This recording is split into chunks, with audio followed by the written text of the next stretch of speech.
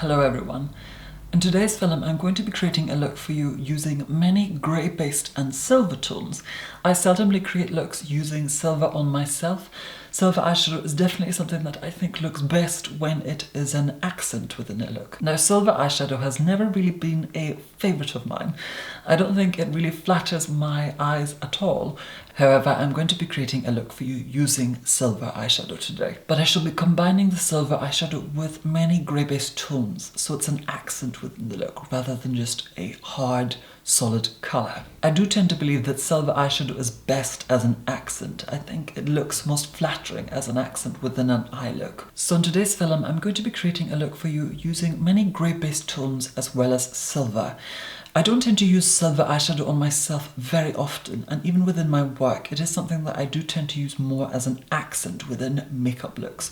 It isn't a colour that I think is the most flattering, certainly on my eyes. Now, because I'm going to be using the silver as more of an accent, as the highlighter metallic tone, I'm going to first of all go in and sculpt the eyes. Now, I have already gone in and moisturised my skin as well as applied foundation, concealer, setting powder, as well as eyebrows. Today I used the Huda Beauty Full Filter in the shade Milkshake, as well as Kat Von D's Lock Concealer in the shade L1 Neutral. Then I set it all through with Inglot's Loose Mattifying Setting Powder. And for eyebrows I used a combination of Inglot's 349 as well as 329. Now to begin the eyes I'm going to take the 349 colour and just sculpt in the socket first of all. This will serve as our transition colour. And first of all, I'm just following my own natural socket. And I am applying that with a Zova 227 brush. Now I've just begun building that colour up in the socket and pulling it outwards slightly, as well as taking the brush on its side and pulling it into the eye as well. And then applying it to the underneath of the eye on an Inglot 80HPS brush. What I want this to be is just a shadow. And then with a clean MAC 217, I'm just buffing in all the edges to ensure seamlessness. And as you can see, we have created this shape that comes round like so, comes round the eye, following the eye's natural contour. You can actually go back in and connect the two together. Being very, very light with the brush. If you're too hard, it'll just drag the skin and disturb the formation of the shadow. And you can just keep blending that. When it comes to silver eyeshadow, I tend to think that it depends on your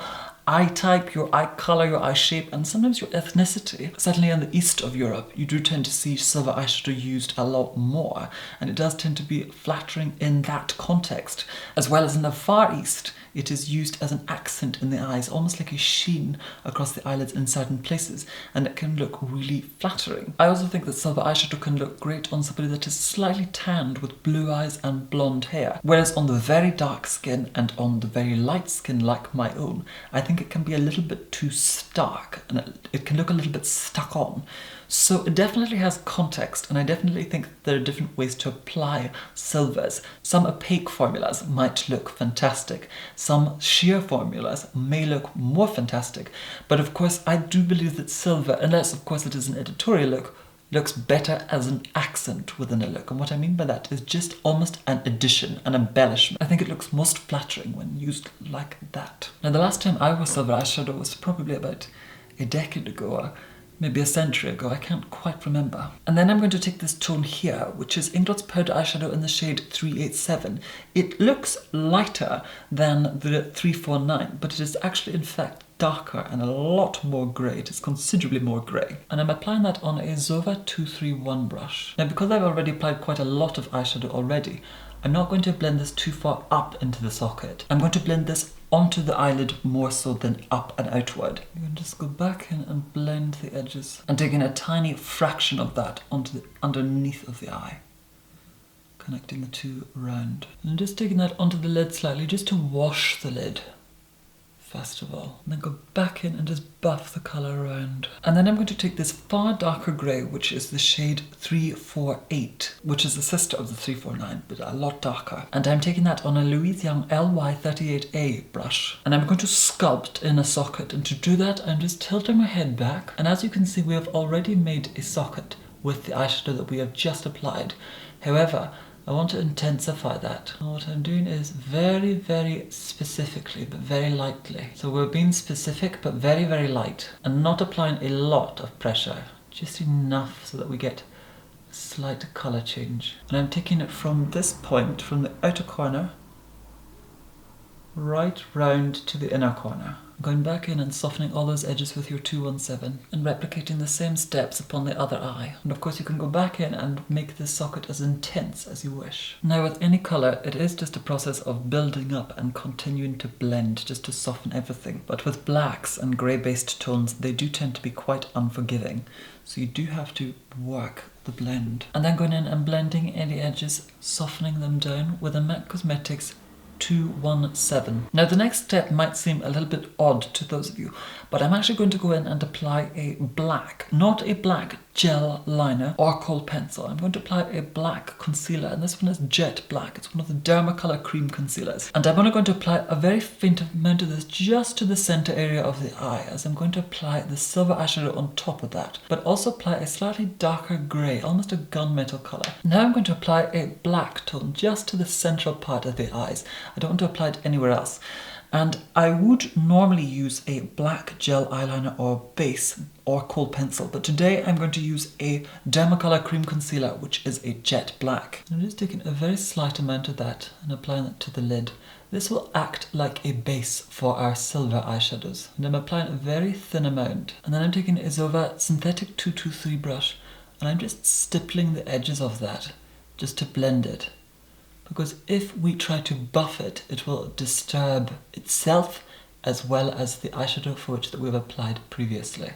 So I'm just stippling that. You can just stipple it in, just dabbing the edges. And that's it more or less applied to the eyes. Now it can look a little bit messy. As you can see, it's transferred a little bit underneath, but that's quite alright. With silver eyeshadows, and certainly when you're using them in combination with either gunmetal shades or metallic shades, it can actually look quite suiting if the look is a little bit scruffy, almost grunge-like. It can actually look quite good. The reason that I used a concealer as opposed to a gel eyeliner or base is because I wanted something that the eyeshadows will stick to, something with a little bit more grab. And as well, with the concealer, it moves around. So I'm able to blend it a lot slower than I can a gel eyeliner, as gel sets and dries very, very quickly.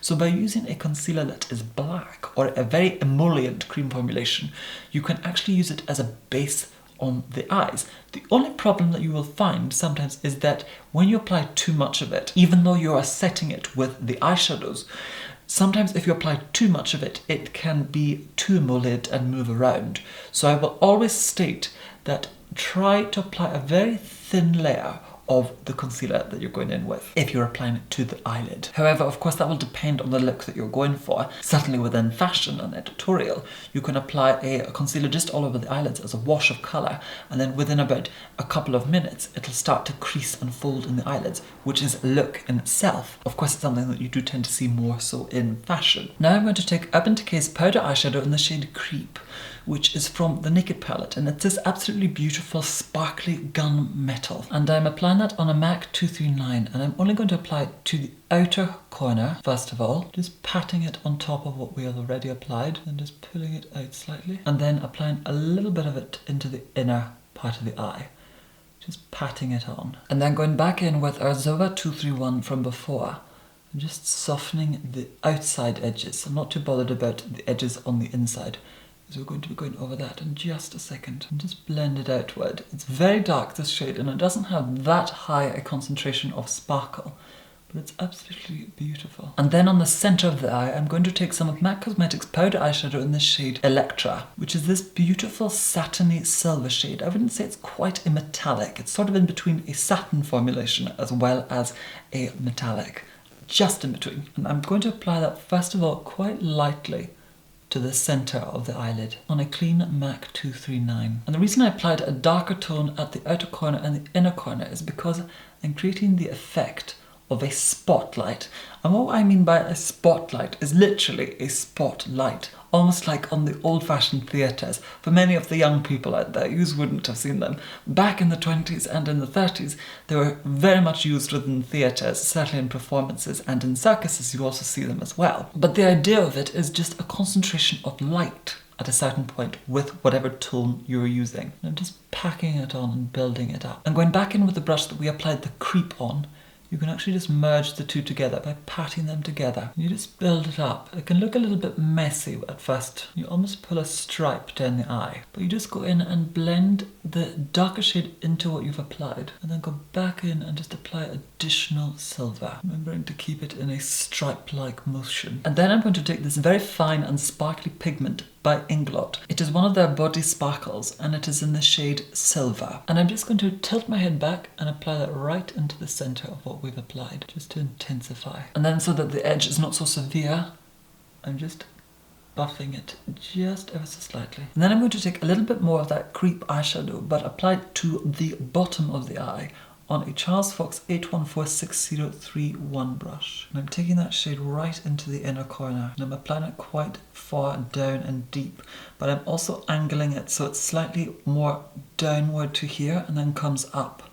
So it's almost like a triangular shape. Because I'm not going to be drawing a cat liner today, but I'm going to go in with black liner in just a moment. This will create the illusion of a more elongated eye. And then I'm going back in with our Inglot 80HPS brush and just start to blend the edges of that creep eyeshadow foliage that we have applied to the lower part of the eye. And then fattening the inner corner by taking the brush on its side, placing more of that shadow there. And taking our 217 from before, just buffing those edges. And then I'm going to go back in with some of the 349 colour on a clean Inglot 80HPS brush. And I'm just going to apply that to underneath of the eye, just to warm it up ever so slightly, but also just to gradiate the shadow, so it's not such a stark difference between my skin tone and the dark eyeshadow creep. And now to line the waterline, I'm going to go in with some of Inglot's gel eyeliner in the shade 77, which is a jet black. And I'm applying that to the waterline first of all. Applying it to the waterline with an Autograph lip and concealer brush, building a little bit of it up at the outer corners. And then I'm lining the eye with a Space NK bent liner brush. And with the liner on the top lash line now applied, I'm now going to go in and curl eyelashes using Inglot eyelash curlers. I then went in and applied some of the Balm's What's Your Type mascara and applied some of these eyelashes. These ones are from an eBay seller. I shall leave the applicable link to these exact eyelashes within the description of this film. I don't tend to use expensive false eyelashes, as I tend to dispose of them straight after I've used them, so it's actually more economical and more sensible to use sets that are less expensive if they're going to be disposed of immediately after use. And I'm just taking a highlighter tone, and then I'm going to apply a little bit of that concealer just to the central part of the underneath of the eye, just ever so slightly, and then blending the edges of it with a MAC 231. And with the same MAC 231, and then I'm going to apply some of that Electra shade just to the central part of the lower lash line. And I'm applying a little bit of it onto the central part of the waterline, like so, furthering the spotlight effect. And I'm just applying a very faint amount of it just on top of the black concealer foliage that we just applied. And taking our Charles Fox 8146031 brush foliage that we applied the creep before, just blending those edges just ever so slightly, as we want it to be seamless. Then I'm going to take this Topshop powder eyeshadow in the shade Hologram, which is this absolutely beautiful iridescent blue colour. It's a really, really creamy formula, this product. And I'm just going to take that on a clean Charles Fox 8146031 brush, and I'm just applying that just on top of that area, just to amplify the shimmer. Taking a little bit of it into the inner corner as well. It's this beautiful iridescent blue colour. A little bit of it more there. Now you can optionally use a white shimmer colour. I do tend to find that really bright, pearlescent, shimmery white colours against my natural eye colour does tend to make the whites of my eyes look quite dirty. So I don't like to use these super bright white shades. Then I'm going to take a tiny bit of that on my finger and just add the tiniest speck of it just onto the eye. Now even though this hologram colour is a blue shade, you can actually apply it on top of a silver, and it will just make the silver look cooler and colder. Now with the eyes complete, I'm now going to move on to contour. Just the other day I went to NYX and I bought quite a lot of makeup by them, and I found this colour and it's absolutely marvellous. And it is one of their powder eyeshadows in the shade SOS. Now I absolutely love this colour, as it's a colder version of Omega by MAC. Very similar, but a lot cooler and colder. And I'm going to contour with that today, and applying that with a Crown Brush S205 pointed blush brush. I'm just stippling it on first of all. This NYX SOS colour, it actually looks quite grey in the pan, but then when I actually apply it onto my cheeks, It's quite warm looking, but it's absolutely perfect for sculpting the cheekbones. And the other side. And with the same brush, I'm now going to apply a very faint amount of MAC Cosmetics powder blusher in the shade Blush Baby, just to warm up the look just ever so slightly. I kind of use blush as a connector between my contour and my high point of the cheekbone. And for highlighter, I'm now going to go in with a very pearlescent blue colour. And this is by MUA. And it is their Prism Loose Powder Highlighter in the shade Oceanic Wonders. It is almost like a loose version of the Topshop Hologram, or a loose version of Illamasqua's powder eyeshadow in the shade Cascade. It's just a loose iridescent blue pigment. Also, MAC's Reflex Blue is also another product it is very similar to. And as you can see, it's very bright. I'm just going to apply that directly to the cheekbones first of all.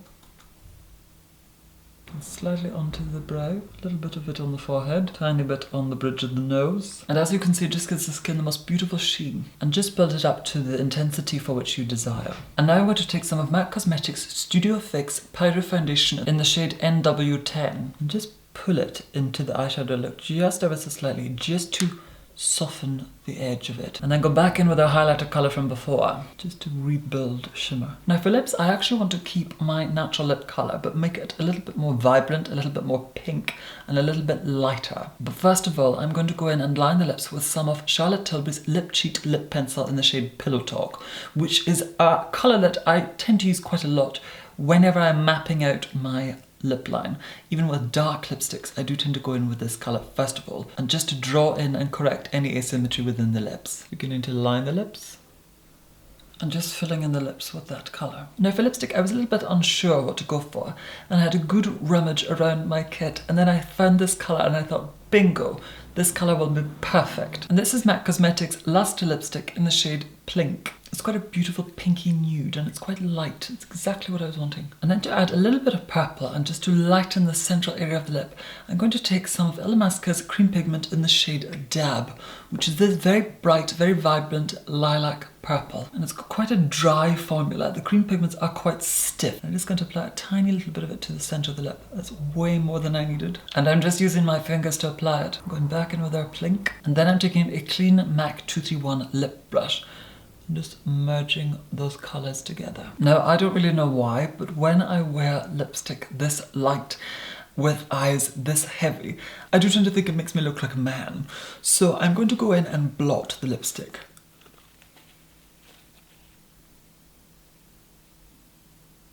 Just to tone it down ever so slightly. So that more or less completes the look. I had a lot of fun creating this look for you here today. It was great to be able to create a look using silver tones and gunmetals, and the finished look is perfect for evening and night time. And funnily enough, tonight I'm going to be going out for dinner, so this look will be perfect. I hope that you have found today's film to be either interesting, useful, helpful, or beneficial. Once again, thank you so much for watching, and of course, take care. Bye!